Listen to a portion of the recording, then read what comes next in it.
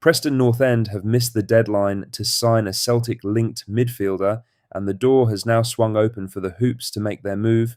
We have also got a goalkeeping targets club hitting out at the clubs chasing him, Motherwell slapping a price tag on another player Celtic have been linked with, a Hearts man still hurting 6 weeks after the final day, and an update on a defender linked with the club from Spain. All single-player stories, all from today. Let's get into it. But first, make sure you like this video and subscribe to the channel for more Celtic content. Ryan Stevenson still has not gotten over what happened on the final day of last season, and his latest column in the Daily Record makes that very clear. The former Hearts midfielder was one of the most vocal supporters of the Tynecastle club during the title race, and for a long time it looked like his optimism was well placed. Hearts were right in the mix. They had a real chance, and then Celtic did what Celtic do. Martin O'Neill's side got over the line with a dramatic final day win at Parkhead, stripping Hearts of what would have been one of the great title wins in the club's history.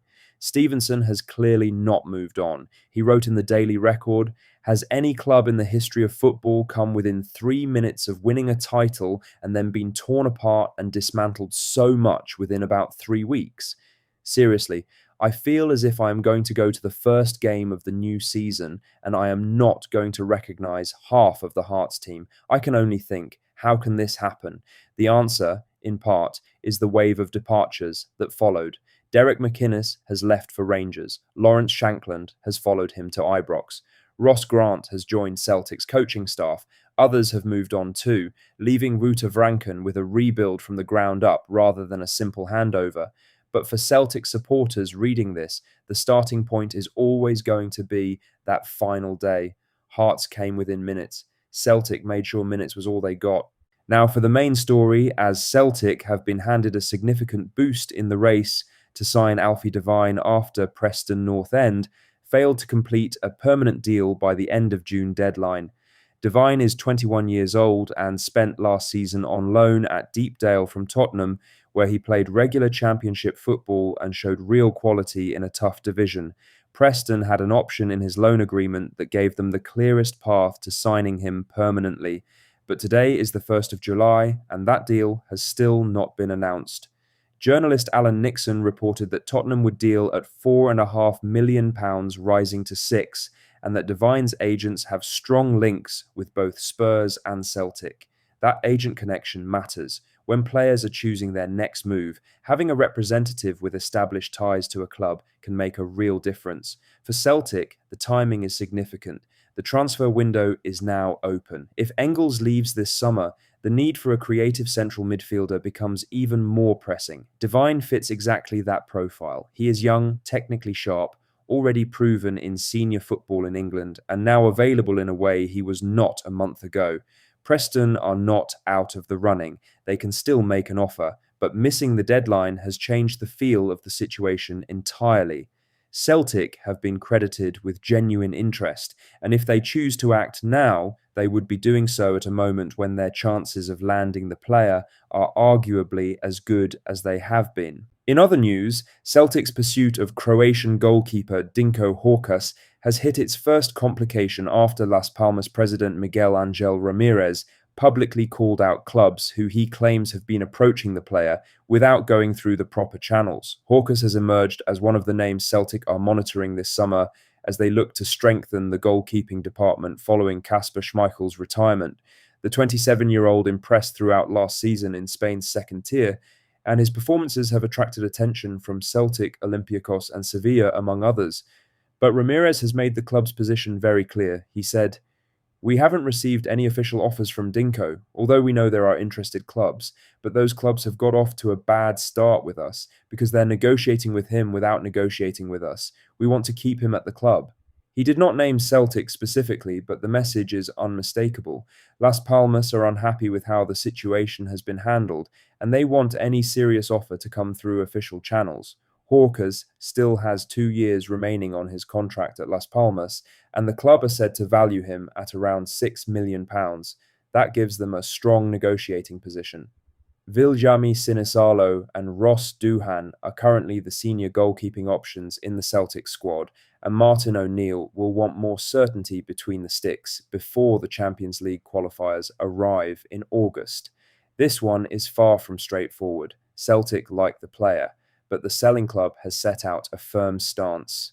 In other news, Motherwell have set their asking price for Elliot Watt after a Turkish club's pursuit has brought things into the open and made clear that the midfielder is not going to be available cheaply. Samsunspor have now had 2 bids for Watt rejected by Motherwell, who held firm on both occasions. That resistance tells you something about how they value the player and how seriously they are taking their contract leverage.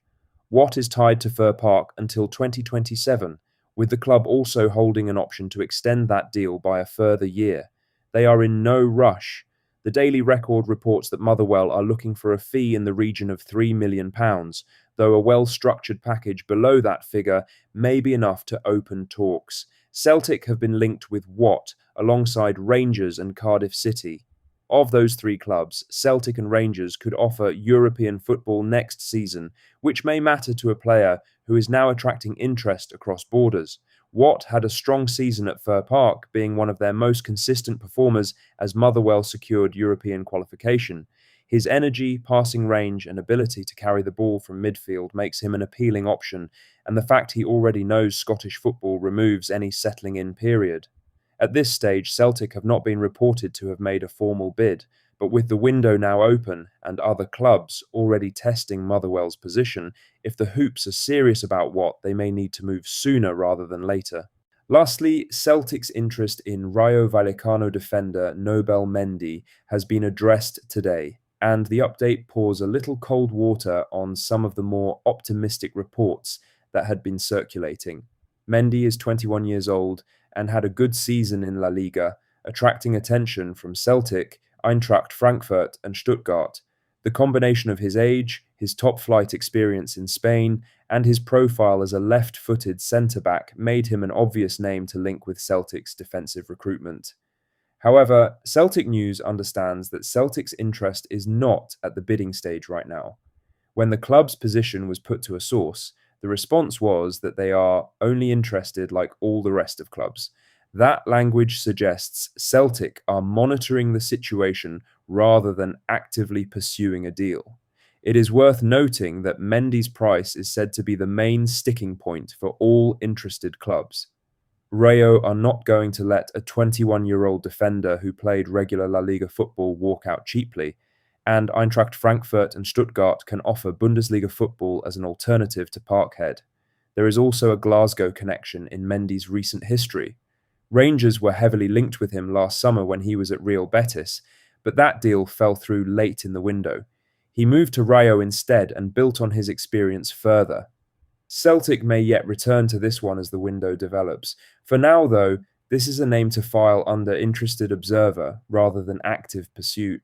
That's all the latest Celtic news for today. Make sure to hit that like button, subscribe if you haven't already, and drop a comment below with your thoughts. I'll see you in the next one. Hail, hail.